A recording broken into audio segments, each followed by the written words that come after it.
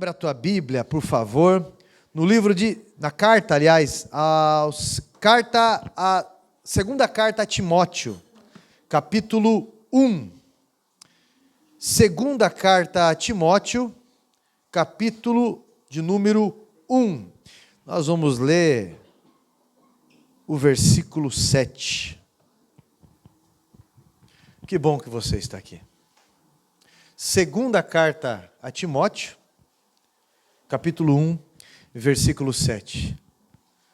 A segunda carta a Timóteo, ela é possivelmente a última carta escrita por ele. O que nós temos registros na Bíblia é a última carta escrita, porque um novo julgamento já havia sido feito, Paulo já havia sido condenado, e agora o tempo da libação dele, o tempo em que ele seria decapitado ou esquartejado, mas executado, já estava próximo.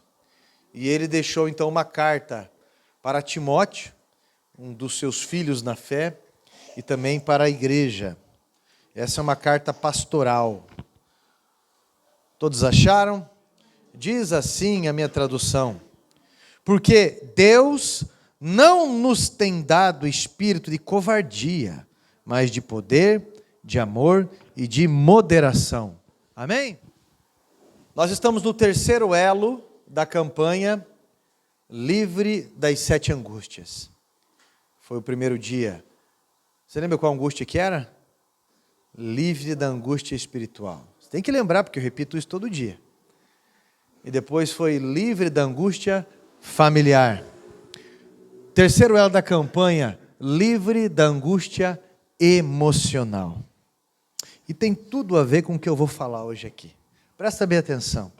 O diabo, ele fica louco quando você abre o baú da esperança. O diabo fica louco quando você abre o baú da esperança. Para mim, a esperança é um verdadeiro estabilizador para a nossa vida, mentalmente e emocionalmente. Quando você tem esperança, por mais que as coisas estejam roendo ao redor, as coisas estejam desmoronando às vezes, as aflições estejam se agrupando, quando você tem esperança, isso é um verdadeiro estabilizador para o seu emocional.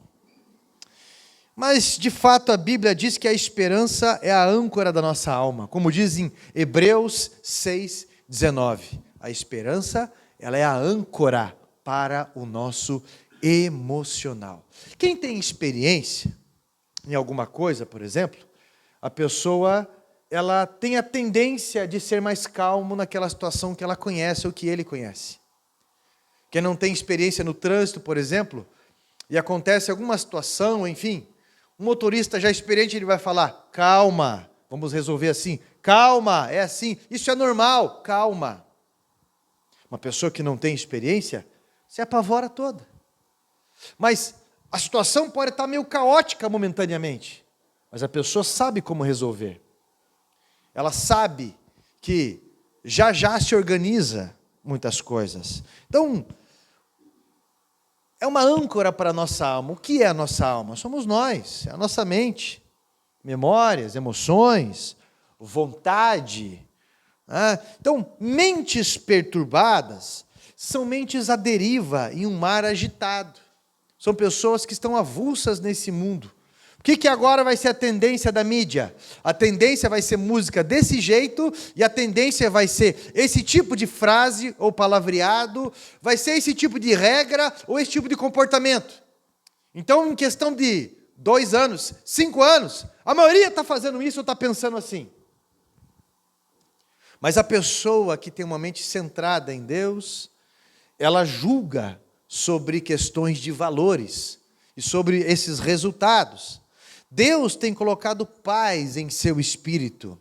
Você tem a sabedoria em seu espírito. E a cada dia, o Senhor, Ele tem desnudado isso para você. Por isso que no meio de tudo isso que acontece ao redor, você tem uma outra interpretação do que o mundo tem.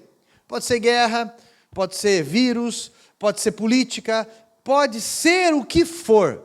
Você tem um estabilizador dentro de você. Por quê? Porque você tem alguém que não larga de você, que é Deus. E você sabe que Ele está com você. Por isso que você interpreta as notícias diferente de uma pessoa aí fora. A esperança, ela é a âncora para a nossa alma. E uma atitude positiva de quem está ancorado em algo firme é uma confissão positiva. Jesus vai cuidar disso para mim. De alguma forma, só para o Sandro que Jesus vai cuidar? Para todos nós, né? Para aquele que coloca a sua esperança em Cristo. Jesus vai cuidar disso para mim. Então, que garantias que você vai ter na sua vida de que se você casar, vai dar tudo certo? Que você não vai ser abandonado, abandonada, traído, que a tua esposa ou o marido não vai cair nas drogas, que vai respeitar os filhos, e enfim, que vai morrer cedo e você vai se tornar uma viúva, um viúvo. Que garantias você tem? A gente não tem garantias. Mas, se você não casar, você também não vai ter oportunidade de desfrutar algumas coisas do casamento. Né? Tantas bênçãos, como é bom a companhia, como é bom coçar as costas um do outro, como diz, como é bom. Só que assim, castidade ela é um dom. Se você quer ficar solteiro, é um desafio. Se você quer casar, também é um desafio. Nenhum dos dois é fácil. Só que, para você encarar qualquer uma das duas situações, a esperança é um estabilizador do teu emocional. Senão, tem gente, meninos, que na verdade não são homens, que casam com mulheres, eles estragam a vida de mulheres, eles estragam o sonho delas, e vice-versa.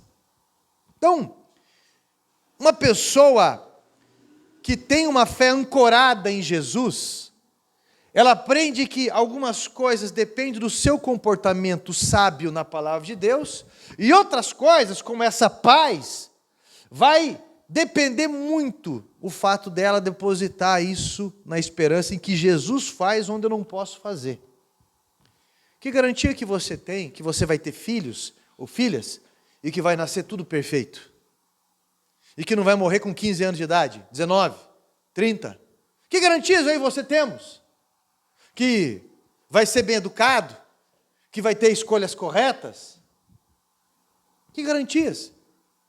A única garantia que eu e você podemos ter é que se Deus assim permitir nascer, você escolhe o nome. Você e tua esposa. Como esses dias eu vi um rapaz falando, quando meu filho nascer, eu vou escolher um nome bíblico para ele. Esmilinguido. Mas não está na Bíblia. Só para os desinformados, né? Não está na Bíblia.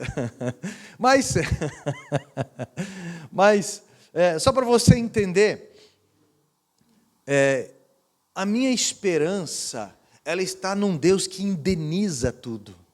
A minha esperança está num Deus que, se eu tomar postura, porque são muitas calúnias, são muitos levantares, são muitas brigas espirituais, são muitas interpretações, são muitas tentações, são muitas aflições, é muito cansaço, é muita agitação, é muito, quando não é uma coisa é outra. Se você não depositar a tua esperança em Deus, você não vai conseguir desfrutar de nada que Deus está te dando hoje. Nada! É preciso você entender que Satanás nos quer sem esperança. Eu vou falar uma coisa para você. Filosofia é importante? E eu não tenho dúvida. Claro que filosofia é importante. Mas ela é importante até uma altura. Quando você começa a se basear demais nos livros de Nietzsche, como é que é o nome daquele outro samurai lá? Tchaikovsky. Eu não vou lembrar esses nomes agora. Mas quando você começa a se aprofundar demais, você vai perceber que eles são pessoas absurdamente amarguradas, absurdamente sem esperança. Não encontram motivo para sorrir. Não encontram motivo. Por quê, pastor? Porque só se apoiam em exemplo errado. Só se apoiam na desesperança. Só se apoiam na desilusão. Só se apoiam em fatos errôneos. Quando eu assumi a igreja, eu lembro que a média dos cultos na igreja e dos trabalhos, além de contas que a gente tinha que pagar, que ficaram, e que quando eu assumi eu tinha que acertar, eu lembro que essa parte aqui era fechada, e um culto com bastante gente, tinha 13 pessoas, 14 pessoas no relatório. Tinha uma diaconisa que tinha sobrado, que eu me lembre, que era a irmã Vera, não, 4 diaconisas, 4 diáconos, né? E uma era a irmã Vera, saudosa irmã Vera, que Deus recolheu. Mas se eu me baseasse nas pessoas que saíram, se eu me baseasse nas pessoas que caíram, se eu me baseasse nas pessoas que não deram certo, eu teria até tirado a minha vida. Mas quando eu olho para a vida de algumas pessoas que... Eu escutei elogios de irmãos da igreja hoje, não foi de uma pessoa só, eu escutei elogios de alguns irmãos da igreja em lugares diferentes, de pessoas diferentes. E eu escolho olhar para isso. Eu escolho olhar para o testemunho do resultado dessas vidas. Eu escolho olhar para os casamentos que deram certo. Eu escolho olhar para os adolescentes que ainda servem a Cristo, apesar de toda a pressão contrária. Eu escolho olhar, meu irmão, para os pastores que fazem a diferença. Eu escolho olhar no posicionamento de que vale a pena você ser patriota. Eu escolho olhar, meu irmão, de que vale a pena estender o reino de Deus, porque nós temos alcançado o coração, porque eu tenho visto curas na vida de pessoas, como eu vi o testemunho hoje de cura. Eu escolho olhar, porque eu abro o baú da esperança, e Satanás odeia isso. E daí eu louvo, e daí eu canto, e daí eu glorifico o testemunho, porque o meu Deus não é Nietzsche. Você está entendendo o que eu estou falando? O meu Deus é Jesus. Você precisa entender que Satanás ele quer a gente sem esperança. Na verdade, a palavra bíblica para desesperança é desespero. A palavra desespero, no original, significa o que está sem um caminho, ou não há caminho. E nós sabemos para onde nós estamos indo. Eu estou falando com cristãos, e você precisa sarar a sua alma dessa angústia, se você começar a esperar daquele que sempre nos traz resultados, a curto, a médio e a longo prazo. Porque Deus já colocou o Espírito Santo em comunhão com o teu espírito. Os resultados, eles virão. Você precisa abrir o baú da esperança e ser remediado por ele. Então fale coisas boas. Então traga a sua própria mente o que você tem em Cristo, o que Ele tem em você. Porque Deus está em você, Ele está ao seu lado, quando Ele coloca alguém para te ajudar, quando Ele coloca alguém para te adotar em tal situação, para te ensinar. Deus está trabalhando nessa situação. Pois nessa esperança, todos os resultados mudam. Tem um filme chamado Desafiando Gigantes, acho que é esse. O rapaz está meio desanimado, chega um técnico sábio e fala para ele: 2 agricultores decidiram orar e pedir para que Deus trouxesse chuva. Um foi lavrar a terra e o outro não. Qual você acha que recebeu a chuva? E saiu. Porque fé é um posicionamento de esperança. Eu espero o meu marido vindo montado num cavalo branco. Então o que eu tenho que fazer? Me cuidar como uma princesa. Não é verdade? Porque não existe ninguém feio. Existe gente mal cuidado. Da mesma forma, homem ou mulher.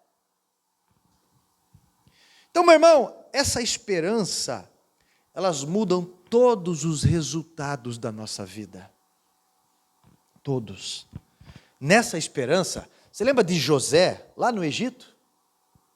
Ele estava na prisão. E ele não cometeu suicídio.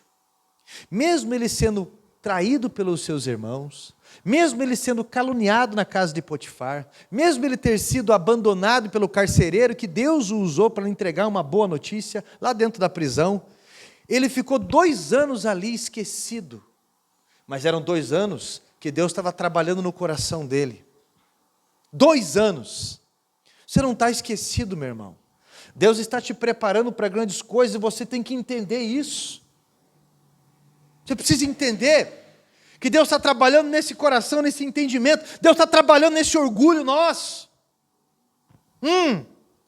E a porta se abriu e ele se tornou governador no Egito. Nessa esperança, Davi ele foi levado ao trono 2 vezes. Mesmo depois de quedas, mesmo depois de traições, nessa esperança, Abraão continuou andando e viu ao longo da caminhada as promessas de Deus se cumprirem. Mesmo o filho, depois de 25 anos.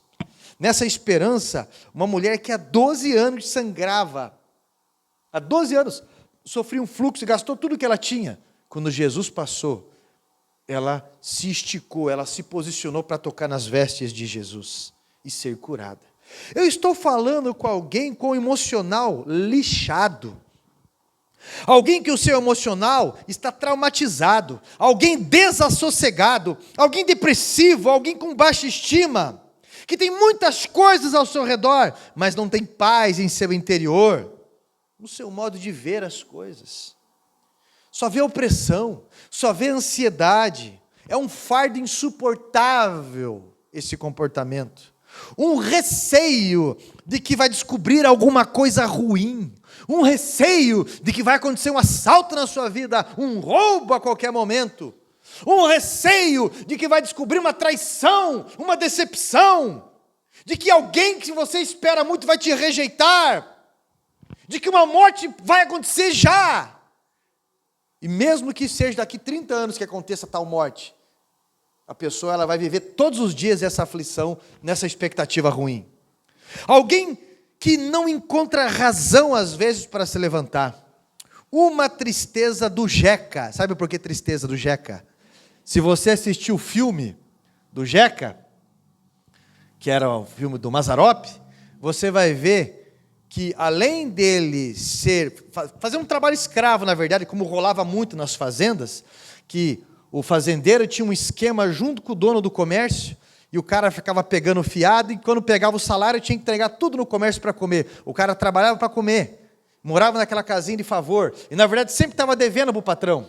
E quando ele se tocou disso, ele foi fazer ali um agito com o povo. Espera aí, você está logrando a gente, essas dívidas estão muito grandes, só porque nós somos leigos. O fazendeiro vai então e sequestra o filho dele.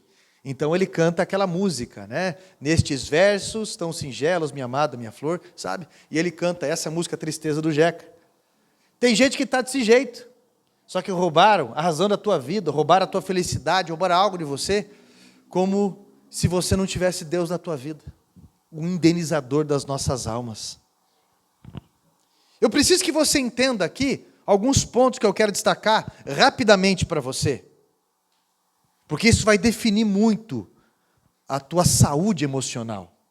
Deus quer livrar você dessa angústia. Amém? Primeiro ponto. Se você confessar que algo bom vai acontecer, pois Jesus cuida de você, você começará a ser um grande apaziguador do estresse. Você confessando algo bom a respeito do seu futuro, você vai ser um grande apaziguador do estresse. E não só para você, mas para as pessoas ao redor também.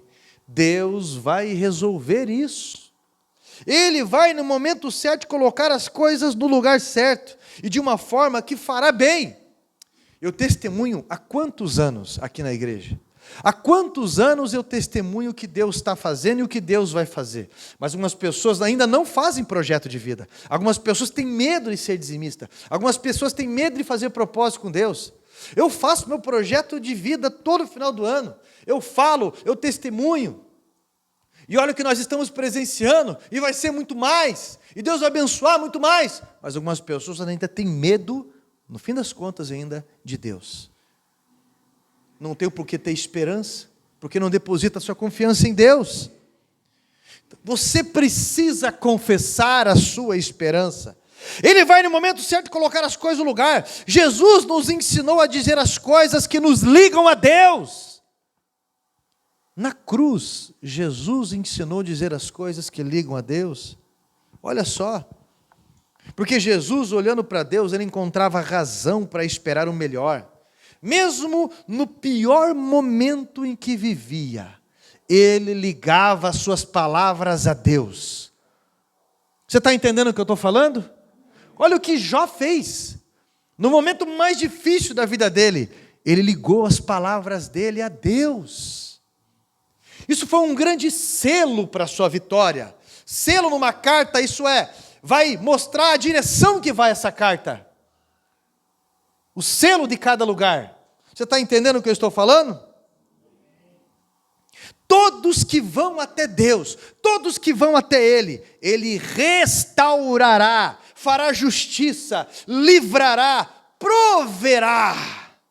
Então o que você precisa é começar a ligar as suas palavras na esperança, porque é muita reclamação, é muita murmuração, não é? Eu estou vendo aqui a Fran e o Anderson de mão dadas. Eu fico feliz por isso, porque essa é a rotina deles. Isso não é um momento deles, é a rotina, não é? E vão para a casa de recuperação, eles vão junto. Eles vão. Se precisa fazer alguma coisa que precisa dividir o tempo deles, não significa que eles estão separados. Mas sabe o que eu acho interessante? Que se ele não pode fazer um negócio, ou se ele vai ter que se o Anderson, às vezes eu passo uma mensagem para ele, Anderson, como hoje eu passei 7 mensagens para ele, e ele tem que editar isso. Eu gravei, por isso que eu estou com essa cara meio baqueada também. Mas eu passei 7 mensagens para ele, ele tem que editar. Ela não fica na orelha dele, ele não fica na orelha dela. Ela fica, precisa de ajuda nisso? Então eu vou fazer isso para você. Então eu vou fazer isso para você. Quantas vezes, ou se eu vou fazer no terreno alguma coisa, em vez de alguém falar, deixa isso para lá. Quadrangular, é grande, tem gente que pode fazer. Em vez de chegar para mim e falar, o que eu posso te ajudar? O que eu posso te ajudar? Nós precisamos ser apaziguadores do estresse, direcionando a nossa palavra, ligando aos céus a nossa atitude. Porque na vida tem 2 tipos de pessoa, os que criam problemas e os que resolvem problemas. Quem você é? Eu cuido da minha vida, pastor. Não, você acha que você cuida da minha vida. Você acha. Porque às vezes marido ou esposa, filho, membro, pastor, às vezes a gente não passa de um egoísta medroso. Só isso. E quando faz alguma coisa, vira delegado. Então você precisa começar a ligar as suas palavras a Deus, pois você ligará no céu, e isso será ligado na terra. Às vezes tem que parar tudo, meu irmão. Parar tudo, aprendi com o pastor Rogério, aprendi com algumas pessoas também. O gaúcho Lori, quando ele falou que estava um trânsito, ele mesmo contando que estava um trânsito, ele pegou e encostou um Monza dele, andava com a garrafa quente, pegou ali, garrafa de água com água quente, fez um chimarrão e ficou parado ali papeando, tomando um chimarrão, até começar a rodar o trânsito de novo. A gente tem que parar tudo às vezes, e eu faço isso. Às vezes eu paro tudo, dou um tempo e canto aquela música. A minha vida está nas mãos de Deus, os meus problemas Deus resolverá, nenhuma provação me desanima, a minha fé está em meu Jesus. No mundo espiritual, quando você liga as tuas palavras a Deus, as coisas acontecem. Deus vai resolver isso. Senhor, entra com a tua providência nisso. Aí sabe o que acontece? Às vezes eu largo tudo, venho no altar, dobro o meu joelho. Senhor, eu não tenho um centavo, a igreja não tem um centavo para isso. Mas o Senhor é dono de todo ouro e toda prata. O Senhor sabe de todas essas coisas. Eu sei que algo bom vai acontecer. Aí sabe o que eu faço? Eu me levanto, eu dou aquela respirada, eu falei, ainda bem que eu entreguei para Deus. Porque Ele vai resolver. De alguma forma, alguma notícia, alguma situação, Deus vai prover, Deus vai fazer. E sempre acontece. Não é? Então, 2 Coríntios capítulo 4, versículos 7 e 8 diz assim, temos, porém, este tesouro em vasos de barro, para que a excelência do poder de Deus, e não de nós, aconteça. E em tudo somos atribulados, porém não angustiados, perplexos, porém não desanimados, perseguidos, porém não desamparados, abatidos, porém não destruídos, levando sempre no corpo o morrer de Jesus, para que também a sua vida se manifeste em nosso corpo. Paulo teve sérios estressores em sua vida. E ainda assim, ele disse que estava cheio de esperança. Ele estava numa prisão, meu irmão. E sabe o que ele fez numa prisão? Injustamente que ele foi chicoteado e preso? Ele fez igual eu aprendi a fazer. Ele cantou. Ele cantou, ele estava do lado de Silas. Eles cantaram. E foi tão grande o testemunho que o carcereiro acabou sendo salvo. Com toda aquela situação. Que uma igreja começou na casa daquele carcereiro. E que quando Paulo estava numa outra prisão domiciliar, a igreja de Filipos, que começou na casa daquele carcereiro, mandava donativos, ofertas para sustentar o ministério dele lá. É um grande testemunho quando ficamos estáveis em momentos difíceis. Deus nunca vai deixar você para baixo se você confessar a sua esperança nele.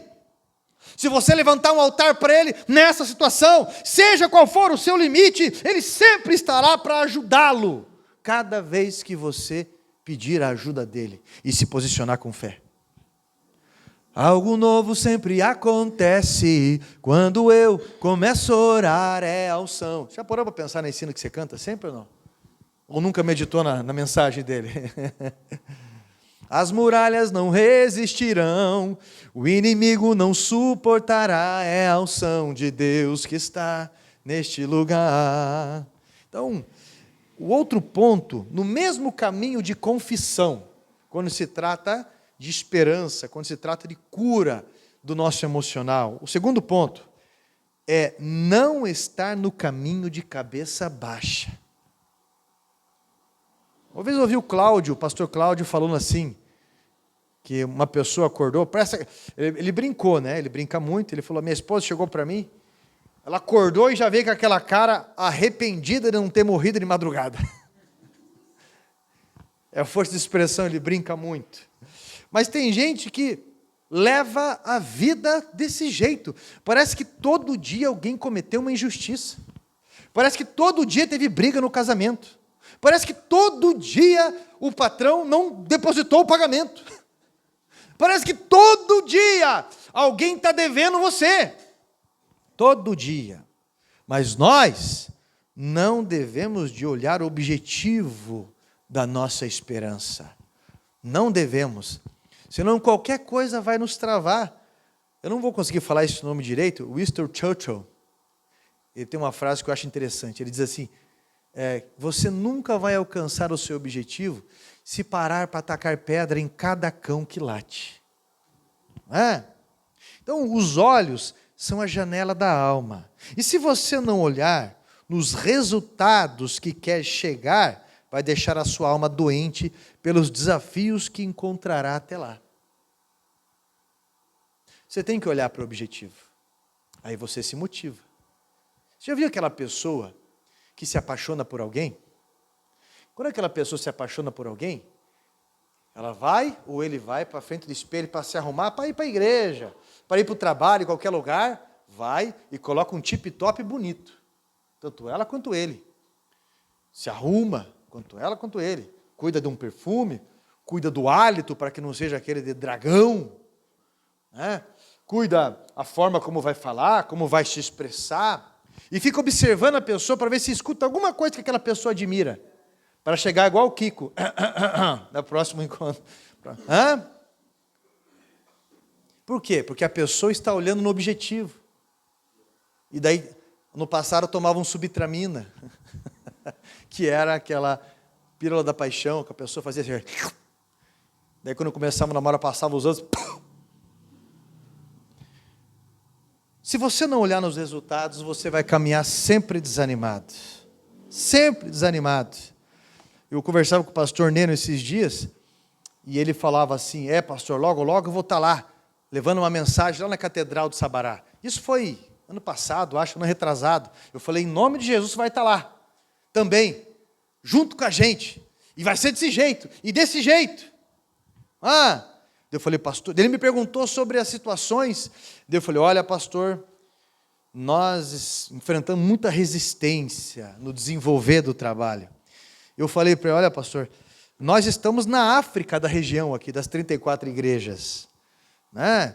Porque são muitos feiticeiros ao redor, mas também nós somos muito honrados com tão grande missão. Você consegue perceber o ambiente pesado às vezes? Consegue perceber às vezes aquela sonolência extrema em você? Mas eu estou dormindo bem, eu estou comendo bem, o que é essa ansiedade que está em mim tanto? Não percebe, às vezes a pessoa não consegue olhar do campo espiritual e entender que existe uma afronta espiritual terrível. Então, eu disse para ele, eu creio, eu olho para quem me fez a promessa. É assim que a gente tem que olhar. Para onde que você está olhando, meu irmão? Eu lembro até hoje, quando o pastor Marcos, ele disse que, ele levou uma mensagem e fez um apelo. Foi um povo na frente. E ele olhou para a mulher e falou, vou orar por essa mulher. Os pastores orando, ele vou orar por essa mulher. Quando ele chegou, ele viu que aquela mulher estava muito abatida. Ele colocou a mão na cabeça dela e começou a interceder pela alma dela. E o Espírito Santo falou com ele. E ele perguntou para ela, o Senhor falou, bem que está doente na tua alma. O que acontece com você? E ele falou para você falar o teu sonho. Ela falou, não adianta. Eu já enterrei isso faz tempo. O Senhor falou para você falar o teu sonho. Conte para mim o que é. E ela disse, eu quero casar. Mas não adianta. E ela chorava. Ele falou, como que você quer o teu vestido? E ela chorando, não adianta. É para você contar como que você quer o teu vestido. Eu quero ele branco. Eu quero assim. Como que você quer a tua casa? Mas não adianta, eu já falei que já passou muito tempo. Não, como que você quer a tua casa? Ele falou para você falar. E ela foi descrevendo. Quantos filhos você quer ter? Mas olha, você está falando para eu falar assim, é para você falar. Mas já passou muito tempo, não adianta para mim. É para você acreditar em Deus, é para você falar. Eu quero ter um casal. E assim ela foi falando, e ela foi sendo liberta ali, porque ela começou a olhar para a promessa. Ela se animou, isso traz vida. Você está entendendo o que eu estou falando? Ou não? Tá, né? Isso aí, meu irmão. Caminha mais animado. Investe mais. Vive melhor. Agora, digamos que eu convide você para expulsar um demônio. Convite interessante, né? Geralmente, vem comer aqui em casa, vem almoçar aqui em casa, vem aqui expulsar um demônio. Estou fazer uma visita, vem aqui que eu quero começar a adestrar você para isso. A gente fala brincando, né? Doutrinar. Adestrar a gente brinca. Doutrinar. Daí a pessoa, não pastor, mas eu, não. Por quê? O que estava olhando antes? Estava assistindo aqueles filmes sobrenatural, estava assistindo aqueles filmes, eu não sei quais filmes são agora, mas na minha época era Fred Krueger, era Sexta-feira 13, Chuck, além desse sobrenatural aí, aquele do exorcismo lá, da Axel Rose? Como é que era o nome? Emily Rose? Assistindo filmes desse jeito que fica dando ibope pro capeta. Daí a pessoa, em vez de assistir um filme que eleva a sua fé, que aumenta a sua fé, que dá saúde à sua fé, a pessoa fica assistindo esse tipo de coisa. Daí sabe o que é? Acende a luz. Escuta um barulho. Ai! Esqueceu que tem gato em casa? Tanta coisa assim. Não tenho medo de apagar a luz. Não, se deixar só da abajur acesa, eu tenho medo de ver o que eu nunca vi. Mas eu vi no filme. Porque os seus olhos estão aonde? E eu estou falando não desses olhos carnais, eu estou falando desses olhos aqui, ó, a fé. Porque o nosso cérebro ele tem dois objetivos. Ele tem a memória e ele tem a imaginação. A memória faz a gente lembrar. E a imaginação faz a gente ter fotos de um futuro que ainda não aconteceu. Isso é promessa, isso é fé. E Deus nos permite. Você está entendendo? Meu irmão, então, se você foi chamado para uma libertação, e você começou a ver, o pastor Jurandir, ele conta, que ele tinha acabado de aceitar Jesus, né? Ele ficava rodeando o cemitério, orando, falando para Deus que ele queria a filha dele de novo, né, pastor? Ele viu uma quadrangular aberta, uma igreja aberta, ele entrou lá. E nunca mais saiu. Fazia 3 meses que ele estava na igreja, na constância dos cultos. E também não tinha entendimento nada de doutrina, nem nada, né, pastor? Nada. Conhecimento de doutrina, nada. Ele era novo na fé, 3 meses. Mas ele viu os pastores expulsando o demônio. E o senhor ruivo, agora está branco, mas era ruivo o cabelo dele, vermelho, igual pinhão. Chegou lá e começou a colocar a cabeça na mão das pessoas também. E quem repreendeu ele não foi demônio nenhum, porque os demônios estavam caindo. Era o pessoal de doutrina. Falou assim, não, você não pode fazer isso. Mas como não posso? Você está entendendo o que eu estou falando? Meu irmão, quero trazer à memória aquilo que me dá esperança. Quando você começa a olhar para as palavras de Jesus, para as promessas, você fica ousado. Você fica ousado. Quando alguém começa a falar para você, que eu estou muito doente, que eu estou isso e aquilo, você permite eu fazer uma oração pela tua vida? Você liga aos céus. Mas agora, a falsa hipocrisia de enterrar talento, a hipocrisia, né? A falsa modéstia, a pessoa diz assim, não, mas quem sou eu, né, orar por isso? Não tenho dignidade, né, imagine, eu só estou há 10 anos na igreja ali, né, eu voltei, me reconciliei faz 3 meses, quem sou eu para orar por alguém? E aí? É hoje, é agora.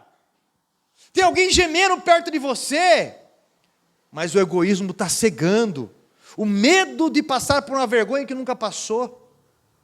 Tem que orar, tem que entregar nas mãos de Deus, aí você vai ver Deus agindo naquela vida, tá? Tudo depende do que você tem deixado entrar na sua alma através dos teus olhos.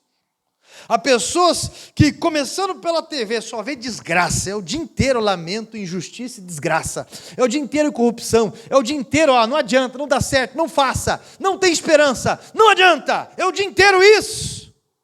Como que você acha que ficará a alma de uma pessoa assim?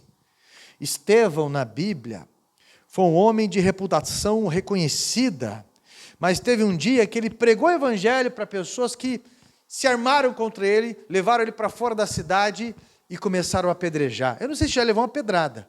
Eu levei uma no tornozelo uma vez que eu saí galopeando. O rapaz chutou uma pedra assim, ela veio quicando e pegou bem no ossinho do tornozelo. Agora, as pedras que eu estou falando são pedras grandes. E Estevão, enquanto estava sendo apedrejado, para onde que ele olhou? E ele viu Jesus à destra do Pai. Quais foram as palavras dele? Pai, nem considero o que eles estão falando. Na verdade, eles estão me promovendo. Porque a única coisa que a morte pode fazer para um cristão é entregá-lo nas mãos de Cristo. Não é? É a única coisa. Então eu vou olhar para o céu. E a paz que excede tudo o que está acontecendo, ela é além de tudo o que está acontecendo. Essa paz, ela vai me guardar. E você vai parar com esse resmungo dentro de você, que traz essa dor aqui, e essa angústia aqui, Parece que fica com nós sempre. Terceiro ponto, o que você anda ouvindo? Porque uma mentira pode lhe iludir como se fosse verdade se você escutá-la repetidas vezes. Olha para cá, quem foi que disse que você é feia?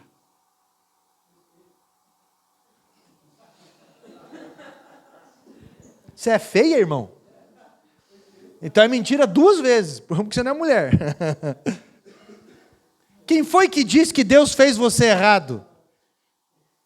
Porque não existe gente feia, existe gente mal cuidada. Não é verdade? Não existe, gente. Deus não te criou gambiarra. Deus não te fez cheio de durepox. Não é nem super bond, é bonde. Deus não te criou desse jeito.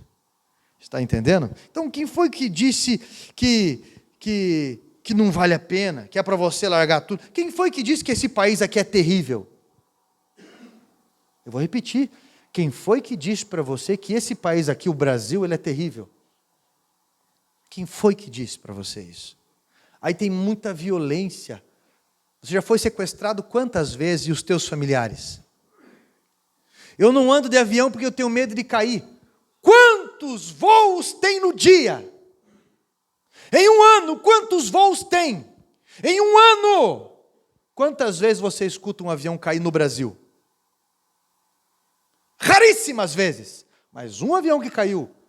Olha, eu me lembro aí que na minha vida aqui no Brasil, de avião comercial, até hoje, perto de 40 anos, uns 4 aviões aqui comercial que eu vi cair. Mas todo dia, olha, milhares de voos.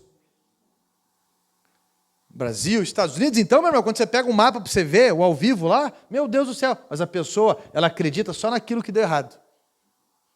Só se apoia naquilo que deu errado. Eu não vou comprar um carro, vai que eu não consigo pagar. Mesmo fazendo o cálculo, mesmo, eu não vou fazer isso, vai que... Vamos, porque só olha do campeonato. O que você anda ouvindo demais? Os casamentos hoje não dão certo. Os casamentos hoje, sabe qual é a estatística que eu vi? Que no Brasil, o estado que mais o casamento dá certo é no Paraná. É verdade que eu vi essa estatística. Aí um rapaz até falou no fundo, assim, eles bebem bastante vinho também. Para aguentar, mas não é não. Não é não. Você está entendendo o que eu estou falando? Isso é muito sério. Então, quem diz que esse lugar não vai para frente?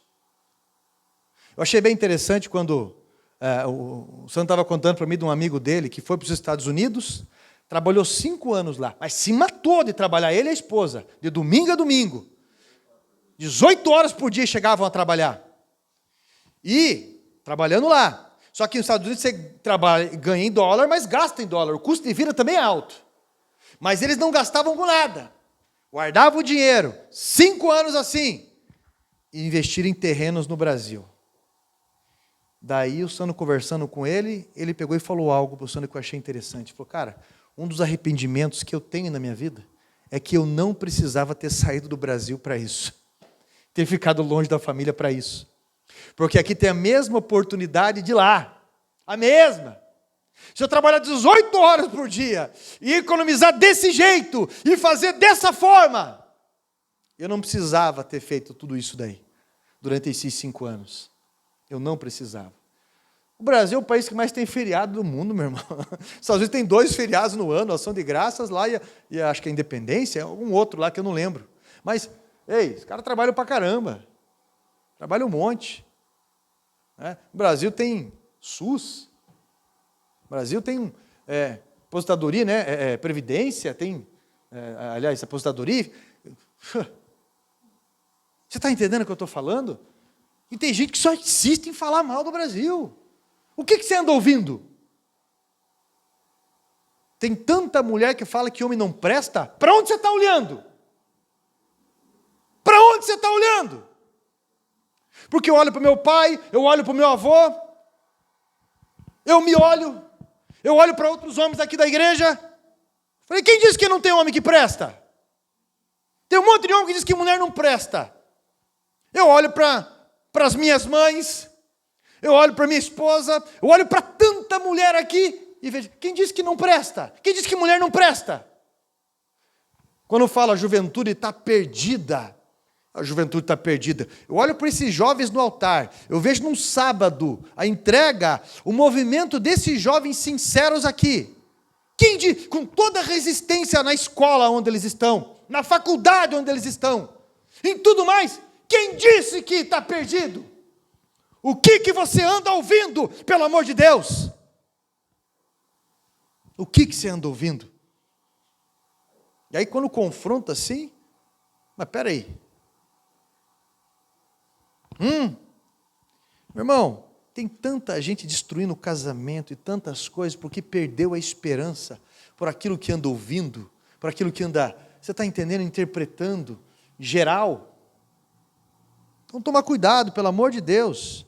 Filipenses 4,3 diz que eu posso todas as coisas, Deus me sustenta em todas as coisas em que eu posso viver, isso é, em coisas de aperto, em coisas de substância, posso tudo nele, porque ele me fortalece, ele me dá graça. Isso aqui é um testamento, é um direito. Eu louvo a Deus, eu louvo, porque olha o que ele fez e ele faz nas nossas vidas, ainda não dá expectativa para ver mais. Eu vou ter que resumir para você a mensagem. O 4º ponto para a gente finalizar. Você quer ter uma paz emocional na tua vida? Você precisa ter uma vida mais simples como Jesus ensinou. uma vida mais simples como Jesus ensinou. Você conhece tanta gente, eu já disse isso várias vezes, não tem problema você ter piscina, banheira, não tem problema você ter empresa, não tem problema você ter chácara, apartamento mais casa, não tem problema você ter nada disso, desde que você consiga desfrutar. Porque senão a piscina vai ser só para os parentes, a banheira vai ser só para jogar água, roupa suja, a chácara vai ser só para você levar processo de chacreiro, o condomínio vai ser só para você ficar pagando o condomínio, o apartamento. Porque você não consegue desfrutar de nada, nem da família. Você tem que manter tudo isso. Você está entendendo? Se você conseguir desfrutar, tudo bem. Então, quando eu falo de uma vida simples, não é que você não possa ter as coisas, não. Meu irmão, eu vou falar uma coisa. Tanto homem quanto mulher. Parece o trevo do Atuba. Parece a linha verde. É uma obra que nunca acaba. Não tem problema ter o cabelo arrumado, não tem problema arrumar isso, não tem problema fazer aquilo. Mas, pelo amor de Deus, o que acontece? Você está entendendo o que eu estou falando? O mundo ficou complicado demais, não é mesmo? Complicado demais. Algumas coisas, alguns hábitos, eles vão ajudar no nosso emocional. Guarde o que eu estou falando. Alguns hábitos, eles vão ajudar eu ter um emocional mais saudável. Por exemplo, eu vou falar alguns para vocês aqui rapidamente. Primeiro, livre-se da desordem. A pessoa desorganizada, ela confunde ela mesma. E isso afeta o emocional, não afeta? Cadê a chave do carro? Cadê? Mas eu deixei aqui. Isso esquece data de tudo, vira o inferno tudo, não limpa, não troca o que tem que trocar, passa na validade o que era para estar ali, aí a hora que vai usufruir, aquilo vira o inferno. Aí o teu emocional vai ficar como? Eu estou muito estressado porque é o meu trabalho, eu estou muito estressado porque é o ministério, eu estou muito estressado porque as pessoas... Está estressado porque você é desorganizado ou desorganizada. Segundo ponto, quando você precisar de algo, peça a Deus para provê-lo. E se Ele acredita que é certo dar para você isso, no momento certo vai acontecer. Enquanto isso, viva esperando, vivendo. Terceiro ponto, seja você mesmo e não tenha uma vida dupla por tentar impressionar outros apenas. Importantíssimo a autonomia, não é? Isso é importantíssimo. Mas, pastor, vão tirar sarro do carro que eu tenho, lá no meio onde eu estou, vão tirar sarro de... Meu irmão, eu com 21 anos assumi a igreja, cheguei no meio de... Na época tinham bastante pastores da região, perto de 50 pastores da região, eu cheguei lá tudo cabeça branca, e eu com 21 anos, aí alguns olhavam assim, ó, mas é um moleque, é um menino ainda. Falei, é verdade. Brincava junto com eles ainda, brincava junto. Quando eu falava assim, tiravam sarro de mim, mas eu lembro uma vez que tiraram sarro, mas é feio. Eu falei, minha mãe não acha. Sem ofender ninguém. Sem ofender ninguém. Né? De uma coisa ou outra, você entra na brincadeira, não dá bola, autonomia. Porque, pastor, se chega com carro bom, é ladrão. Se chega sem carro, é incompetente. Aí tudo vão tentando encurralar. Numa série de situações, de coisas. Chegaram para mim uma vez e falaram bem assim, um da alta, falou assim, você está naquela igrejinha ainda, lá no Sabará? Eu falei, eu estou lá naquela igreja. Daí ele falou, rapaz, você não tem fé? Por que você não aluga um lugar maior, não faz isso? Eu falei, porque a minha fé está baseada em Jesus. Não fé baseada no meu orgulho. Não fé baseada na fé. É fé baseada na palavra de Deus. E hoje, nós temos um terreno, uma área quitada, construindo uma catedral. E a pessoa que falou isso, paga um aluguel gigantesco que arrebenta. Porque temos que ter autonomia. Quarto ponto, não fique facilmente ofendido e seja rápido em perdoar. A pessoa que é muito atingível, é muito dodói, não vive. Porque o pastor, ele pregou e foi uma indireta para mim. Porque ele falou isso porque eu sou uma pessoa branca ou preta. Eu sou uma pessoa, sabe, que eu vim da China, ou eu sou, e lá na escola, na faculdade, sabe o que é isso? Sabe o que? Porque eu só ganho um salário mínimo, e por isso que... E daí a vida não vai. a vida não desenvolve, tudo tal, e se tornou chato um monte de coisa. Então não seja ofendido desse jeito, meu irmão, pelo amor de Deus, seja desenrolado. Tua vida já parou para pensar que você é num caso porque as pessoas têm medo de você? De tão chato ou chato que pode ser? De tanta coisa assim? Para de ser implicante. Quinto ponto, quando você pecar, quando você errar, quando acontecer alguma coisa, assuma, peça perdão. Lembre-se que não há condenação para aquele que confessa o seu pecado para Jesus e muda. Prossiga com a vida, aceite o perdão de Deus, se levante. Sexto ponto, dê às pessoas a misericórdia em vez de tentar se vingar delas. Deixe para lá. Bola para frente. Senão, pelo amor de Deus. Sétimo ponto. Quando você precisar de ajuda, peça por ela. Pare com esse orgulho. A vida avança. Sabe, eu não quero incomodar. Ninguém como incomodar, mas te incomoda. E é incomodado também. Oitavo ponto. Tome decisões. Pare de ser tão indeciso em tudo. Pare. Procrastina. Demora tanto. Nono ponto. Não tenha compromissos demais. Pense bem antes, por conta do processo. Sabe, eu morava num apartamento de 56 metros quadrados. Eu, minha esposa e 3 filhos. Eram 2 quartos. 56 metros quadrados. A gente mudou para um terreno de 500 metros quadrados. Com uma casa que dá, junto com a casa, os fundos da garagem. Só a garagem dá 48 metros quadrados. Só a garagem. A casa dá, agora eu não lembro, sinceramente. Mas, se eu não me engano, tem 200 metros de construção ali para mais.